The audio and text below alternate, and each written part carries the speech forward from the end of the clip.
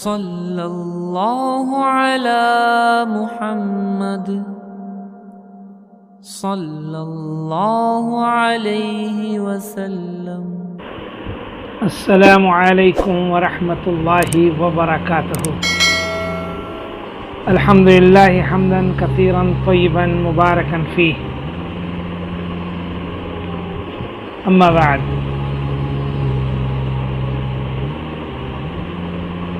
میرے محترم بزرگوں اور دوستو، تمام تعریف اللہ پاک کے لیے، جس نے ہم سب کو انسان بنایا، اور انسانوں میں اللہ تعالیٰ نے ہم سب کو مسلمان بنایا، اور اس سے بڑی نعمت کہ اللہ پاک نے ہم سب کو اپنے پیارے نبی جناب محمد رسول اللہ صلی اللہ علیہ وسلم کی امت میں پیدا فرمایا۔ اللہ تعالیٰ کا شکر ادا کریں، الحمدللہ الحمدللہ۔ بغیر کسی محنت و مشقت کے اللہ تعالیٰ نے ایمان کی دولت عطا فرما دی۔ اللہ ہم سب کو اس ایمان کی قدر کی توفیق عطا فرمائے۔ آج کا موضوع قربانی کے بارے میں ہے۔ سوچا تھوڑی سی مختصر بات قربانی کے بارے میں کر لیں کہ قربانی کا بڑا ثواب ہے، قربانی کا بڑا ثواب ہے۔ رسول اللہ صلی اللہ علیہ وسلم نے فرمایا کہ قربانی کے دنوں میں قربانی سے زیادہ کوئی چیز اللہ تعالیٰ کو پسند نہیں۔ قربانی کے دنوں میں قربانی سے زیادہ کوئی چیز اللہ تعالیٰ کو پسند نہیں۔ ان دنوں میں یہ نیک کام سب نیکیوں سے بڑھ کر ہے، قربانی کرنا۔ اللہ نے اگر استطاعت دی ہے تو ضرور قربانی کریں، ضرور قربانی کریں، اللہ کی رضا کے لیے کریں، قربانی کریں۔ اور قربانی کرتے وقت، یعنی ذبح کرتے وقت، خون کا جو قطرہ گرتا ہے تو زمین تک پہنچنے سے پہلے ہی اللہ تعالی کے پاس مقبول ہو جاتا ہے۔ جب بکرا ذبح کریں گے تو خون کا قطرہ زمین پر گرنے سے پہلے اللہ پاک کے ہاں مقبول ہو جاتا ہے۔ تو خوب خوشی سے اور خوب دل کھول کر حلال مال سے بکرا خرید کر قربانی کیا کریں، چونکہ اللہ کی ذات پاک ہے اور پاک مال کو پسند فرماتا ہے۔ کسی کو دکھلانے کے لیے نہیں کہ میں نے تو بھائی 10,000 کا لیا، 50,000 کا لیا، 10 لاکھ کا لیا، 1 کروڑ کا لیا۔ اللہ کو دکھاوا پسند نہیں، اللہ کو ریاکاری پسند نہیں۔ پیسہ بھی گیا اور اللہ کے ہاں مقبول بھی نہ ہوا۔ اس لیے خالص اللہ کی رضا کے واسطے قربانی کرنا، خالص اللہ کی رضا کے واسطے۔ اور اللہ کے نبی صلی اللہ علیہ وسلم نے فرمایا کہ قربانی کے بدن پر جتنے بال ہوتے ہیں، جو قربانی کا جانور ہوتا ہے اس کے جسم پر جتنے بال ہوتے ہیں، ہر بال کے بدلے میں ایک نیکی لکھی جاتی ہے۔ سبحان اللہ۔ اب بتائیے، ہم اور آپ کیا پورا گاؤں پورا شہر مل کر ایک بکرے کے بال کو نہیں گن سکتے؟ اللہ تعالیٰ ہر ایک بال کے بدلے میں ایک نیکی عطا کرتے ہیں۔ سبحان اللہ۔ سوچو تو ذرا سے کیا انعام اللہ نے دیا ہے۔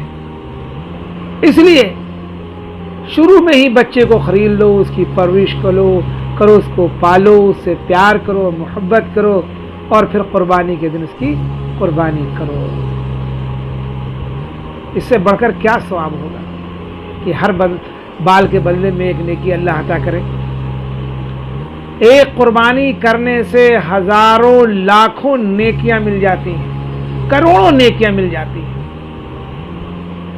ایسے ہی جو بھیڑ قربانی کرتے ہیں، اب کتنے بال ایک بھیڑ کے ہوں گے، صبح سے شام تک کوئی گن نہیں سکتا۔ سوچ لو، ہر بال کے بدلے میں ایک نیکی اللہ تعالیٰ عطا کریں گے۔ اللہ کی رحمت بہانے ڈھونڈتی ہے کہ اپنے بندوں کو کیسے نیکیاں دیں۔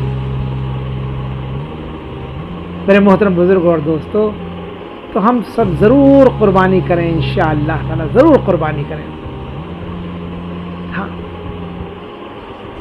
ضرور قربانی کریں۔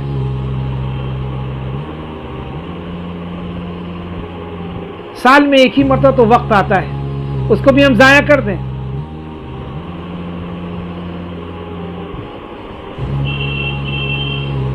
اس کو ضائع نہ کرنا، اور حلال مال سے بکرے کو خریدنا اور اللہ کی رضا کے واسطے قربانی کرنا۔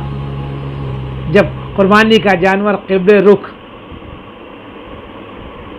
لٹائے تو پہلے یہ دعا پڑھے، انی وجہت وجہی للذی فطر السماوات والارض حنیفا وما انا من المشرکین ان صلاتی ونسکی ومحیای ومماتی للہ رب العالمین لا شریک لہ وبذالک امرت وانا من المسلمین اللہم منک ولک، پھر بسم اللہ اللہ اکبر کہہ کر ذبح کرے، اور ذبح کرنے کے بعد یہ دعا پڑھے، اللہم تقبلہ منی کما تقبلت من حبیبک محمد وخلیلک ابراہیم علیہ الصلاۃ والسلام،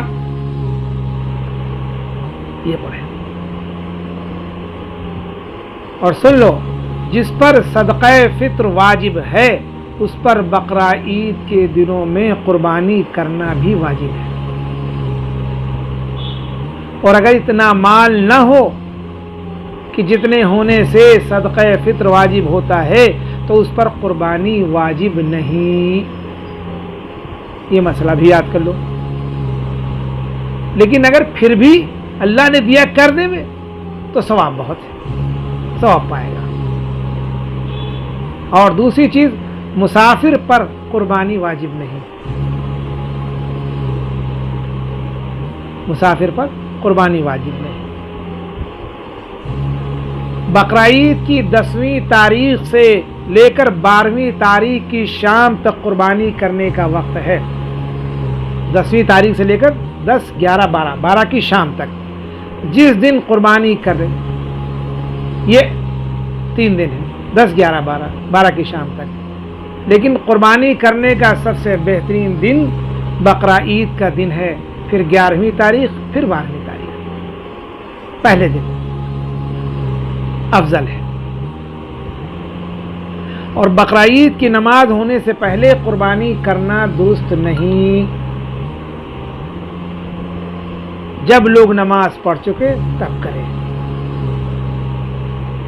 یہ تھوڑے سے مسائل تھے جو میں نے بیان کر دیا۔ اب یہ بھی دیکھنا، اگر حکومت اجازت دیتی ہے تو قربانی کریے، اور نہیں دیتی ہے تو نہ کریے۔ علماء سے رابطہ رکھیے، ان سے پوچھیے، کوئی کام بغیر علماء کی اجازت کے نہ کریں،